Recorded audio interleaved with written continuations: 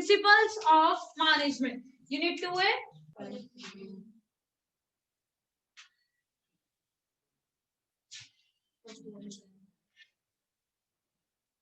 देखो प्रिंसिपल्स होते क्या है, प्रिंसिपल्स गाइडलाइंस होती हैं जो हमें डिसीजन लेने में हेल्प करती है और हमारे बिहेवियर को, मैनेजरियल बिहेवियर को इन्फ्लुएंस करती है। गाइडलाइंस मतलब हमें बताती है कि किस तरह से काम करो, किस तरह से ना करो, ताकि हम, जैसे सपोज टू बी मैं कोई डिसीजन ले रही हूँ तो मुझे गाइडलाइन मिली होगी तो उस गाइडलाइन के बेस पे मैं कोई डिसीजन ले लूंगी, ठीक है, अभी फेवर में लेना है या अगेंस्ट में, उस गाइडलाइन के अकॉर्डिंग देखो। और मेरा बिहेवियर जो ह्यूमन बीइंग का या मैनेजरियल बिहेवियर होता है वो भी किससे इन्फ्लुएंस होता है, प्रिंसिपल से। किससे इन्फ्लुएंस होता है? प्रिंसिपल्स दो तरीके के हैं बेटा, दो लोगों ने दिए हमारे मैनेजमेंट एक्सपर्ट्स कह लो, दैट इज हेनरी फ्योल और फ्रेडरिक बेंचलो। हेनरी फ्योल और एफडब्ल्यू टेलर ने ये प्रिंसिपल्स हमें दिए हैं। इसने 14 प्रिंसिपल्स का कंट्रीब्यूशन दिया है, इसने 4 प्रिंसिपल्स का दिया है।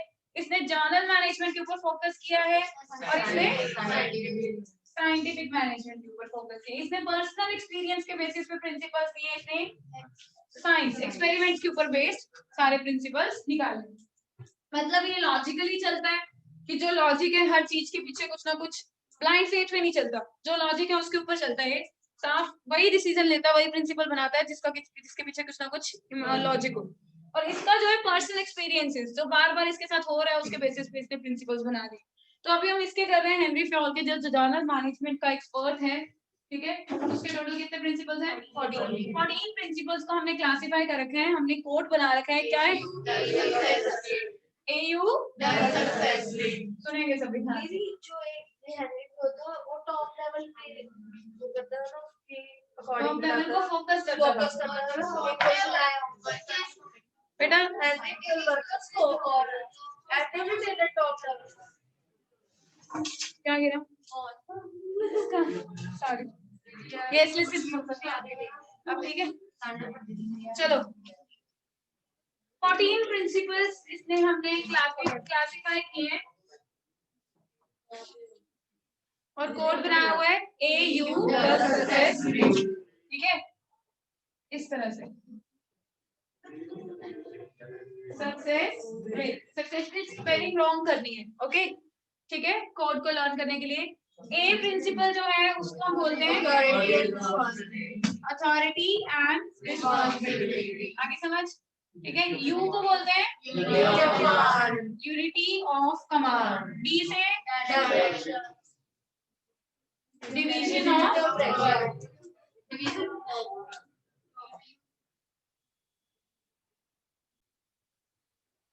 डिवीजन ऑफ ओ से ऑर्डर, ई से एस से स्टेबिलिटी ऑफ पर्सन, ठीक है, और फिर से ऐसे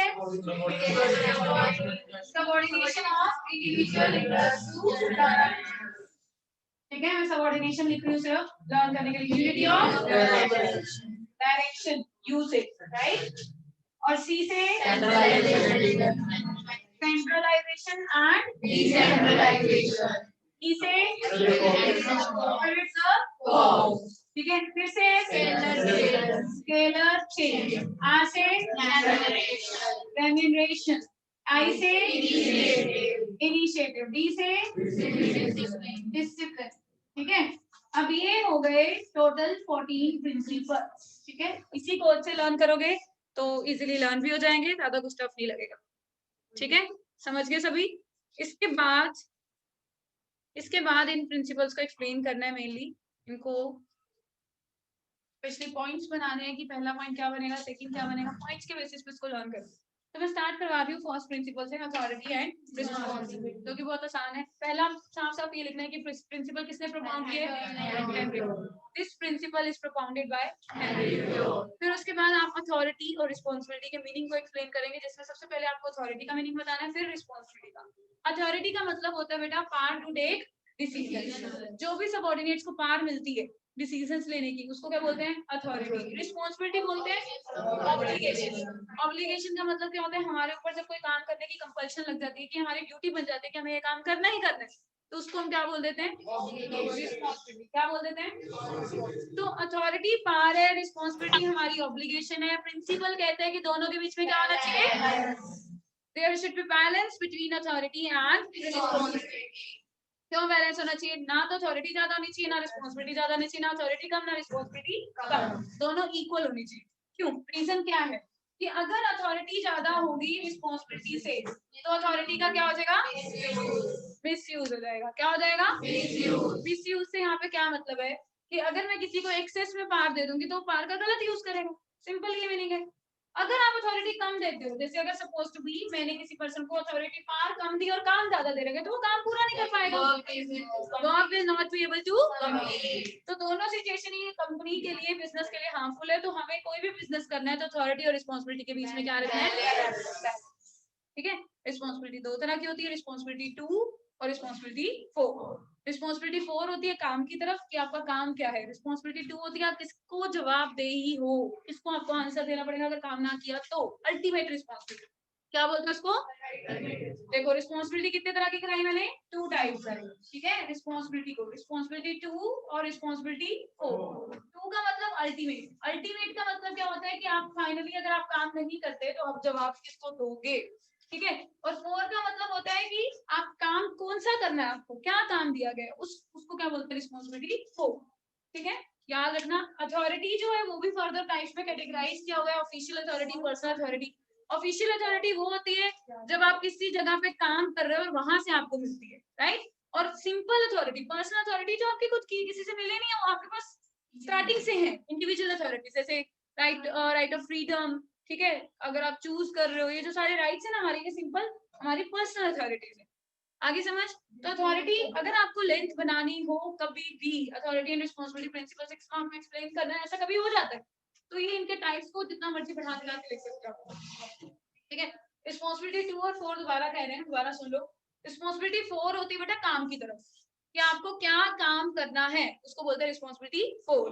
रिस्पॉन्सिबिलिटी 2 होती है कि अगर आपने काम पूरा ना किया तो आपको किसको जवाब देना पड़ेगा? उस पर्सन को। वो पर्सन जो है उसको आप अकाउंटेबल होंगे, उसकी वजह से, उस पर्सन की वजह से हम रिस्पॉन्सिबिलिटी 2 बोलते हैं कि responsibility towards mister A, mister A की तरफ बनती है। अगर काम नहीं किया तो उधर उसको जवाब देना पड़ेगा। समझ गए? तो याद रखना authority and responsibility principle overall अगर हम मीनिंग डिस्कस करें तो यही है कि there should be balance between authority and responsibility. What is authority?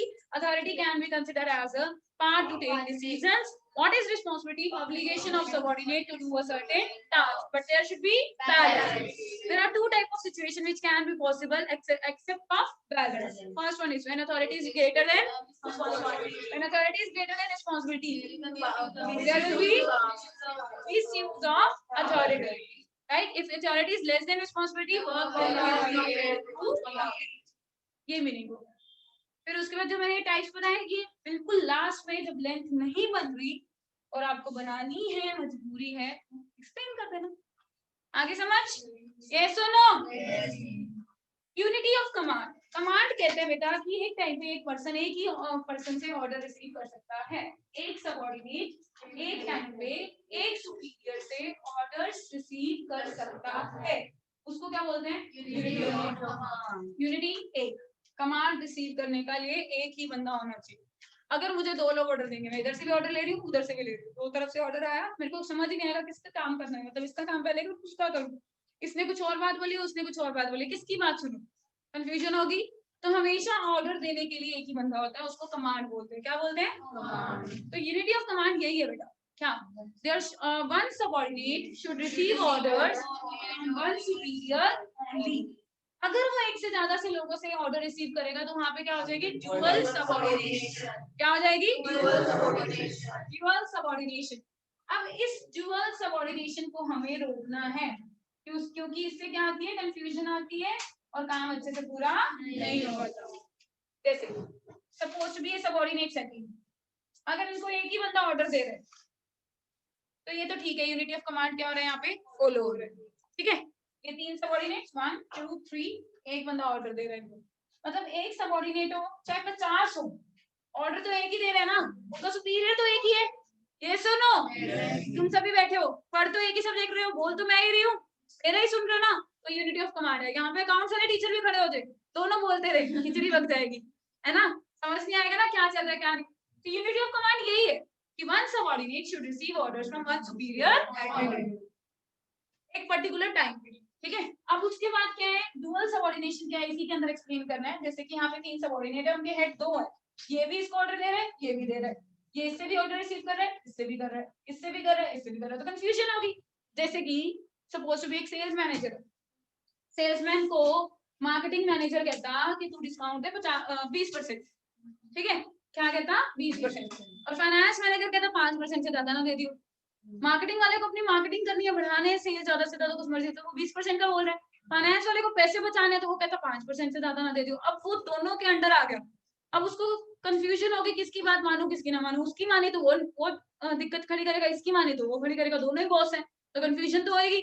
इस चक्कर में ज्यादातर एम्प्लॉइज के जो ऑर्गेनाइजेशन छोड़ के जाने के चांसेस हो जाते हैं, वो परेशान होकर छोड़ जाते हैं कि यहाँ पे तो बहुत दिक्कत है, हम अच्छा काम करें तो भी फंसते हैं, बुरा करें तो भी फंसते हैं, तो करें क्या फिर यहाँ पे। तो इस चक्कर में ऑर्गेनाइजेशन लीव कर जाते हैं एम्प्लॉइज। तो बेटर कि हम ऑर्गेनाइजेशन में क्या रखें, यूनिटी ऑफ कमांड। आगे समझ यूनिटी ऑफ कमांड।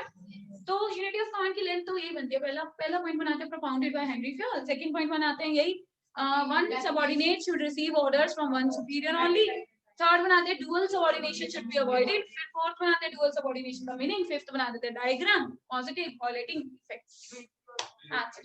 हाँ, मिलिट्री ये रिजेंबल किससे करता है, क्यों रिजेंबल करता है मिलिट्री से, क्योंकि वहाँ पे एक कमांडर होते हैं सारे। एग्जैक्टली जितनी फौज हो कितनी क्यों ना हो, उनका कमांडर जो होता है, जो ऑर्डर सुनता है, जिनका वो एक ही बंदे का सुनते हैं, और उनका उसका भी बॉस आता है, उसकी बात नहीं सुनते, वो अपने मेन कमांडर की क्या बात करते हैं, बात सुनते हैं, उसको मिलिट्री ऑर्गेनाइजेशन बोला जाता है ज्यादातर।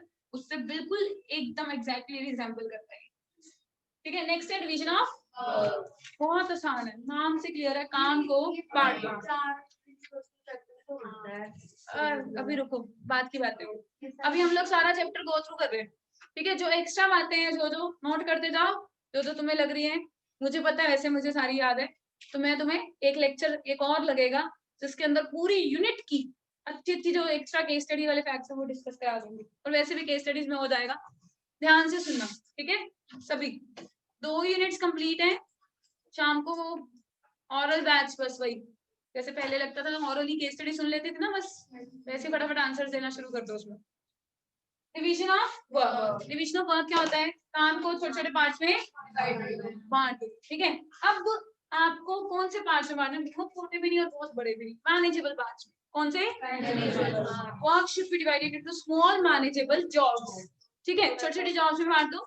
हर एक पार्ट के ऊपर एक पर्सन बिठा दो, और वो पर्सन एक ही काम को बार बार करके क्या मिलेगा, व्हाट हो जाएगा, तो बेनिफिट ऑफ क्या मिलेगा, बेनिफिट ऑफ स्पेशलाइजेशन, यही है क्या। Work should be divided into small manageable, on each part one person should be, one head should be, and who will give the benefit of specialization। तो specialisation का advantage देगा, specialisation का मतलब है ज्यादा प्रोडक्शन कम कॉस्ट, प्रोडक्शन ज्यादा करेगा खर्चा कम होगा। जब हम एक्सपर्ट हो जाते हैं ना तो हम वेस्टेज नहीं करते, तो वेस्टेज नहीं करेंगे तो खर्चा कम होगा, खर्चा कम होगा तो प्रोडक्शन ज्यादा होगी, बस सीधी सी बात। स्पीड भी बनेगी तो प्रोडक्शन तो ज्यादा होगी ना। तो ये डिवीजन ऑफ वर्क। आगे सबको समझ, किसी को कोई डाउट है। नेक्स्ट कौन सा है, ऑर्डर। ऑर्डर कहते हैं सही चीज सही जगह पे पड़ी होनी चाहिए, सही पर्सन सही पोस्ट पे बैठा होना चाहिए, सही चीज सही पर्सन पोस्ट पे बैठा होना चाहिए। Right thing at right place, right person at right post. दो तरह का ऑर्डर है, सोशल ऑर्डर और मटेरियल ऑर्डर। अब सोशल ऑर्डर किसको बोलते हैं, ह्यूमन ऑर्डर को बोलते हैं। ह्यूमन ऑर्डर और सोशल ऑर्डर एक ही बात है। ह्यूमन में हम बात करेंगे पर्सन की, सही पर्सन सही पोस्ट होना चाहिए, और मटेरियल में सही चीज, right thing at right place, ठीक है। हम कौन से ऑर्डर की बात कर रहे हैं, दो तरह के, सोशल और सोशल में सही चीज, सही पर्सन सही पोस्ट, और मटेरियल में अगर एक ऑर्गेनाइजेशन में ऑर्डर मेंटेन रहेगा तो क्या क्या फायदे मिलेंगे, एफिशिएंसी इंक्रीज होगी, प्रोडक्शन इंक्रीज होगी, वेस्टेज नहीं होगी। हाँ ठीक है, आ गया समझ, यस और नो, इजी ऑर्डर, ठीक है। आगे बढ़े, नेक्स्ट प्रिंसिपल है equity. There should be just and fair behaviour with the managers with the employees of the organisation, ठीक है। सुनो, इक्विटी कहते हैं सबको इक्वली ट्रीट करो, मतलब as fair as possible, partiality मत करो। अगर आप अपने एम्प्लॉइज में पार्शियलिटी कर रहे हो कि ये मेरा रिलेटिव है, ये नॉर्मल पर्सन है, तो आप रिलेटिव के साथ अच्छे से बिहेव कर रहे हो, उसकी प्रमोशन कर रहे हो, सब कुछ कर रहे हो, और जो दूसरे हैं वो अच्छा काम भी कर रहे हैं पर उसकी आप प्रमोशन नहीं कर रहे, तो यहाँ पे इक्विटी क्या हो जाता है बेटा? वायलेट। क्या हो जाता है? तो इक्विटी यही कहता है कि फेयर बिहेवियर करो एम्प्लॉयज के साथ, इक्वल बिहेवियर करो, मतलब उनके साथ जस्टिस रखो, प्रॉपर पार्शियलिटी मत करो, और सबसे बड़ी चीज यहाँ पे बिहेवियर के साथ साथ एक और चीज है जो सोचनी होती है। बताओ बताओ बताओ। बिहेवियर तो हम ठीक है अपना पॉजिटिव रख रहे हैं सबके साथ, और डिस्क्रिमिनेशन, इसके लिए पता क्या आएगा क्वेश्चन? एक लड़की का नाम दे देगा मिस ए और मिस्टर बी है, ठीक है? तो फर्स्ट वाली गर्ल है, सेकंड वाला बॉय है, तो प्रमोशन करनी थी तो मिस्टर बी की करती है सोच के कि जो गर्ल है उसके ऊपर और भी रिस्पॉन्सिबिलिटीज होती है, तो वो अच्छे से ऑर्गेनाइजेशन के अंदर काम नहीं कर पाएगी, तो प्रमोशन कर दी, डिस्क्रिमिनेट किया मेल और फीमेल में। तो यहाँ पे अगर आप किसी भी बेसिस पे, कास्ट, रिलीजन, जेंडर, किसी भी बेसिस पे डिस्क्रिमिनेशन कर रहे हो तो वहां पे इक्विटी वायलेट कर रहे हो। There should not be any type of discrimination on the basis of caste, religion, ठीक है, जेंडर, किसी भी बेसिस पे कोई भी डिस्क्रिमिनेशन नहीं होना चाहिए, उसको बोलते हैं इक्विटी। क्या बोलते हैं? इक्विटी। नेक्स्ट है subordination of individual interest to general interest. ये प्रिंसिपल सुनना, ये और डिसिप्लिन दोनों साथ साथ कराते हैं, सुनना।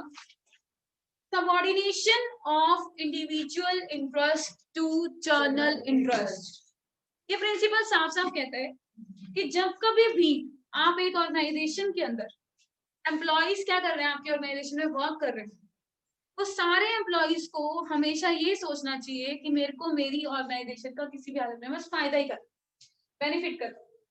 अगर आप कहीं पे काम कर रहे हो ना, सुना होगा लोग बोलते भी हैं कि अपनी पोस्ट के साथ गद्दारी मत करो, बाकी सब ठीक है, जो भी आप करते हो अपने एथिक्स में एक बात इंक्लूड रखो कि अपनी पोस्ट के साथ कभी भी गद्दारी मत करो। ऐसा क्यों बोलते हैं? ये प्रिंसिपल कहता है कि इंडिविजुअल इंटरेस्ट सोचने की बजाय, अपना फायदा सोचने की बजाय आपको हमेशा किसका फायदा सोचना चाहिए? ऑर्गेनाइजेशन का। किसका? ऑर्गेनाइजेशन। मतलब इंडिविजुअल इंटरेस्ट को सबऑर्डिनेट करने की बजाय किसको करो? जर्नल इंटरेस्ट को। जर्नल पूरी ऑर्गेनाइजेशन का, उससे पूरी ऑर्गेनाइजेशन का फायदा होगा। ऐसा क्यों? देखो, अगर आपके पास दो सिचुएशन है, एक सिचुएशन ऐसी है जिसमें आपका खुद का पर्सनल बेनिफिट बहुत अच्छा हो रहा है, सेकंड सिचुएशन है कि आपकी ऑर्गेनाइजेशन को बेनिफिट हो रहा है जिसमें सारे एम्प्लॉइज आते हैं, सबका होगा, तो आप अपना बेनिफिट जो है वो साइड में करोगे, उसको नहीं देखोगे, आप पूरी ऑर्गेनाइजेशन का फायदा देखोगे, क्योंकि आप उस ऑर्गेनाइजेशन के पार्ट हो। अगर आपकी ऑर्गेनाइजेशन को फायदा हो रहा है तो आपको भी बाद में होगा ना फायदा। तो ये प्रिंसिपल यही कहता है। तो इसके लिए मेन जो कंफ्यूजन वाली केस स्टडी अभी तक जो आ रही है वो मैं डिसिप्लिन कराने के बाद कराती हूँ, ठीक है? सबऑर्डिनेशन आया समझ, डिसिप्लिन कर ही लेते हैं, फिर रह जाएगी। डिसिप्लिन का मतलब होता है बेटा प्रॉपर रूल्स और रेगुलेशन, उनको क्या करना? फॉलो करना। इसके अंदर हर एक ऑर्गेनाइजेशन में कुछ होते हैं। अब ना लोग कहते हैं डिसिप्लिन मतलब सिर्फ रूल्स को फॉलो करना। रूल्स किसके लिए बने? सिर्फ सबऑर्डिनेट्स के लिए? नहीं, दोनों के लिए, सुपीरियर के लिए भी और सबऑर्डिनेट्स के लिए नाम दे रखा है रूल्स, और सुपीरियर के लिए नाम दे रखा है एम्प्लॉयमेंट एग्रीमेंट, ठीक है? कमिटमेंट्स, ये वर्ड दे रखे हैं बस, है ना? अगर आप लोग हो तो आपके लिए नाम होगा, जैसे सपोज भी कहीं पे आप जॉब कर रहे हैं, आप सारे जॉब कर रहे हैं, तो आप वहां पे काम कर रहे हैं, तो हमारे लिए वो सारे क्या है? रूल्स है। और जो हमारे ऊपर हेड है उसके लिए रूल्स क्या बनते हैं कि वो उसने जो कमिटमेंट किया अपने एम्प्लॉइज के साथ, उसने जो प्रॉमिसेस किए हैं या फिर उसने जो अग्रीमेंट किया है उसको प्रॉपरली क्या करना? फॉलो करना, पूरा करना, ठीक है? तो दोनों तरफ से सोचना डिसिप्लिन, कभी भी किसी एक पॉइंट ऑफ व्यू से नहीं सोचते होते। अब दोनों तरफ से कैसे सोचेंगे? सुनना। फर्स्ट पॉइंट ऑफ व्यू कि एम्प्लॉय को जो कह दिया कि आप अगर सपोज टू बी जॉब पे आ रहे हो, सपोज टू बी कोई रेस्टोरेंट है तो उसकी कोई यूनिफॉर्म है, तो आपको यूनिफॉर्म पहनी है, नहीं पहन के आओगे तो फाइन लगेगा, है ना? पेनल्टी डिसिप्लिन का सबसे इंपॉर्टेंट पार्ट है। अगर डिसिप्लिन हम फॉलो नहीं करते तो उसके बदले में क्या मिलती है? कोई पनिशमेंट मिलती है, पेनल्टी मिलती है ना। और सुपीरियर के पॉइंट ऑफ व्यू से डिसिप्लिन क्या भी है? सुपीरियर ने कोई कमिटमेंट कर दी, कमिटमेंट, प्रॉमिस, जुबान दे दी, कह दिया कि ये चीज मैं आपके लिए कर दूंगा, और वो सुपीरियर ने बाद में पूरी नहीं, एम्प्लॉइज को कह दिया लेकिन बाद में पूरा नहीं किया, तो कमिटमेंट पूरी नहीं की, तोड़ दी, तो वो डिसिप्लिन में। तो एक सुपीरियर, एक अच्छा superior, good superior at all level word है। गुड सुपीरियर तभी होता है जब वो अपनी कमिटमेंट्स और अपनी जो भी उसने एम्प्लॉयमेंट एग्रीमेंट कर रखा है अपने एम्प्लॉय के साथ उसको प्रॉपरली पूरा करे। जब एम्प्लॉय को रखा तो उसको कह दिया कि तेरी हर महीने इतना इंक्रीमेंट कर देंगे सैलरी का, और बाद में करा नहीं, ऐसे थोड़ी होता है। तो कमिटमेंट्स को क्या करना? पूरा करना, उसको क्या बोलते हैं? डिसिप्लिन में रहना। अब सबऑर्डिनेशन और डिसिप्लिन के अंदर केस स्टडी में डिफरेंस सुना। एक मैं कौन सा वाला एग्जांपल देती हूँ, वही वाला कमिटमेंट वाला।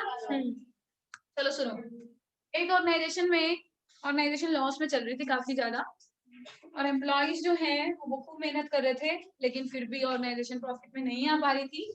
तो मैनेजर ने अपने एम्प्लॉइज को कहा कि तुम हमारे लिए क्या कर दो, थोड़ा टाइम एक्स्ट्रा काम कर दो, ठीक है, एक्स्ट्रा टाइम काम कर दो, और हम आपको बाद में, अभी तो कुछ नहीं पे कर सकते, हमारे पास खुद के पास पैसा नहीं है, लॉस में चल रही है, लेकिन जैसे ही क्या होगा कि हमें आप एक्स्ट्रा काम करोगे, ऑर्गेनाइजेशन धीरे धीरे प्रॉफिट में आएगी, ऑब्वियसली मेहनत के कुछ तो मिलेगा ना, कुछ तो आउटपुट मिलेगा, तो फिर प्रॉफिट में आएगी, तब हम आपकी वेजेस क्या कर देंगे, पे कर देंगे। वर्कर्स ने काम किया, अब वर्कर्स ने बेचारों ने काम तो किया, ठीक है, प्रॉफिट में भी ले आए, जब अपनी वेजेस लेने की बारी एक्स्ट्रा काम की, तो मैनेजर कहता है कौन सी वेजेस, कौन सा एक्स्ट्रा काम, तुमने कौन सा एक्स्ट्रा काम कर दिया, तुम्हारी रिस्पॉन्सिबिलिटी बनती थी, तुम्हारी ऑर्गेनाइजेशन है, तो कमिटमेंट करके तोड़ दी ना, तो वो डिसिप्लिन में, तो यहाँ पे डिसिप्लिन क्या हो गया, लेकिन अगर साथ में वो ये ऐड कर देता कि मैनेजर ने कहा कौन सी वेजेस, तो वर्कर्स को आ गया गुस्सा, और सारे वर्कर्स ने स्ट्राइक कर दी, क्या कर दी, तो मैनेजर ने अपना बेनिफिट सोचा और पूरी ऑर्गेनाइजेशन का बेनिफिट नहीं सोचा,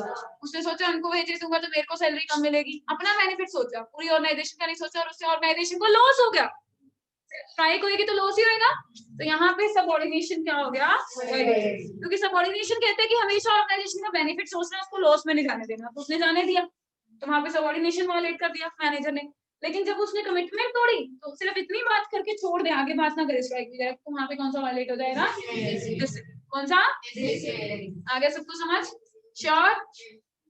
नेक्स्ट है यूनिटी ऑफ डायरेक्शन, ये सारे हो गए हमारे, स्टेबिलिटी रह गया ना, हाँ मैं कह रही हूँ, देख रहा है, स्टेबिलिटी ऑफ पर्सनल, पर्सनल कौन होता है, ऑर्गेनाइजेशन का एम्प्लॉय, तो एम्प्लॉय को स्टेबल रखना बहुत ज्यादा, अब बेटा स्टेबल कैसे, सुनो, जब हम एक ऑर्गेनाइजेशन के अंदर एम्प्लॉय हायर कर लेते हैं ना, तो वो एम्प्लॉय चाहे अच्छा है चाहे बुरा है, अगर वो छोड़ के जाता है या आप निकाल दो, तो उसका नुकसान बहुत है, पता क्या नुकसान है, सुनना, जैसे मैंने कोई एम्प्लॉय को हायर किया, तो उसको मेरी स्ट्रेटेजीज पता चल गई कि मैं कैसे काम करती हूँ, कैसे वर्किंग करती हूँ, और क्या मेरा मतलब पॉलिसीज रहती हैं, क्या मेरा ऑब्जेक्टिव रहता है, कैसे मेरे को टास्क को कंप्लीट करना होता है, किस तरह से प्लानिंग करती हूँ, सब पता चल गई। अब अगर उसको मैंने निकाला है, वो खुद छोड़ के गया, जो भी रीजन था, छोड़ गया ऑर्गेनाइजेशन, अब वो क्या करेगा, कहीं पे भी जाएगा तो मेरी पॉलिसीज, मेरी स्ट्रेटेजीज रिवील कर देगा, है ना, कोई भी हो एम्प्लॉइज, चाहे कितने ही क्यों ना, मतलब हमारे बहुत ज्यादा पुराने एम्प्लॉय हो, क्लोज हो, कुछ भी हो, एम्प्लॉय ने, उसकी खुद की ऑर्गेनाइजेशन नहीं है, उसने पेन नहीं लेना, और अगर वो छोड़ गया उसके बाद, तो वो आपका बिल्कुल भी नहीं रहेगा, उसने बाहर जाके सब कुछ रिवील कर देना, तो कहीं ना कहीं आपकी सीक्रेट इन्फॉर्मेशन गई, पहली बात, अगर वो किसी कॉम्पिटिटर के पास चला गया तो गया, पहली बात ये सीक्रेट इन्फॉर्मेशन के बाद। दूसरी चीज, नया एम्प्लॉय हायर करोगे, उसके लिए खर्चे लगते हैं, खर्चे कैसे, पहले क्या करो, सिलेक्शन करिए ना, प्रोसेस प्रॉपर, है ना, पहले आपका क्या करते हैं, पहले एम्प्लॉयज को रिक्रूट करते हैं, ढूंढते हैं, फिर सिलेक्शन करते हैं उनकी, फिर उनको प्लेस करते हैं, ट्रेनिंग देते हैं, बहुत कुछ होता है ना, तो खर्चे लगते हैं। तो कहता है स्टेबिलिटी ऑफ पर्सनल, साफ साफ सिंपल ये बात बोल रहा है कि एम्प्लॉय को पहले करो ही सोच समझ के सिलेक्ट, फिर उसके बाद उसको स्टेबल करके रखो, उसका टेन्योर, TENURE, क्या वर्ड है, टेन्योर, मतलब वर्किंग पीरियड, काम करने का ऑर्गेनाइजेशन में वर्किंग पीरियड फिक्स कर देना, इन द सेंस, जैसे कि अगर आप कहीं जॉब कर रहे हो, मैं कहीं जॉब कर रही हूँ, तो उन्होंने ना कॉन्ट्रैक्ट साइन कर लेते हैं, वो उससे क्या नुकसान होता है कि वो कॉन्ट्रैक्ट साइन करवा लिया ना, अब आप छोड़ना चाहते हो वो जॉब, आप फंस गए वहां पे कि आपको कंटिन्यू करनी पड़ेगी, अब 3 साल का करा लिया अगर सपोज टू मेरे से, मेरे को 3 साल तक वहां पे काम करना पड़ेगा, आगे समझ, तो उसको हम क्या बोल देते हैं, कॉन्ट्रैक्ट कर लेना, क्या कर लेना, तो ये स्टेबिलिटी ऑफ पर्सनल कहता है कि आप ऑर्गेनाइजेशन के अंदर किसी सपोज टू बी पर्सन को अपॉइंट कर रहे हो, तो उसका टेन्योर, उसका वर्किंग पीरियड फिक्स कर दो, उसको जल्दी से जाने मत दो, टर्नओवर मत करने दो, लेबर टर्नओवर करना मतलब लेबर का छोड़ के कहीं और चले जाना, वो मत होने दो, उससे आपका ही नुकसान है, आपका नुकसान इस तरह से, चाहे वो एम्प्लॉय अच्छा नहीं था, लेकिन वो बाहर जाके आपके बारे में सब बोल तो देगा ना, तो आपकी स्ट्रेटेजीज, आपके काम करने का तरीका, ये सब अगर रिवील आउट हो जाता है, तो कहीं ना कहीं आपको नुकसान है, ठीक है। और सेकंड थिंग कि नया एम्प्लॉय रखोगे, खर्चे वर्चे बढ़ेंगे, इससे अच्छा शुरू में अच्छा रखो और स्टेबल रखो उसको, जाने मत दो जल्दी से, सेटिस्फाई रखो। आज के टाइम पे एम्प्लॉइज ऑर्गेनाइजेशन की एसेट है, क्या है? उनको सैलरी देना एक्सपेंस नहीं कंसिडर किया जाता, इन्वेस्टमेंट कंसिडर की जाती है, और उनकी ट्रेनिंग तो बहुत फायदेमंद होती है। आगे क्या है बेटा? Unity of direction. Unity of direction क्या कहता है? इसके तो दो पॉइंट ऑफ व्यू सोच के चलते होते हैं हमेशा। अगर बच्चा क्या करता है, हमेशा एक पॉइंट ऑफ व्यू समझता है, वही लिख देता है, चलो लिखने में तो चल जाता है काम, जब केस स्टडी सॉल्व करने की बारी आती है तो दूसरा वाला याद ना आए तो यूनिटी ऑफ डायरेक्शन सोचता ही नहीं होगा, गलत हो जाता है। फिर दोनों पॉइंट ऑफ व्यू सोचो। डायरेक्शन होती है दिशा, रास्ता, है ना? एक वर्ड है यूनिटी, यूनिटी मतलब दिशा में एकता होना, यही हो गया सिंपल। अब दिशा में कैसे एकता होगी? मतलब वो एक ही तरफ काम करना, सबका गोल एक हो, एक तो ये चीज है। ये पॉइंट ऑफ व्यू नॉर्मल है, ज्यादा टफ नहीं है।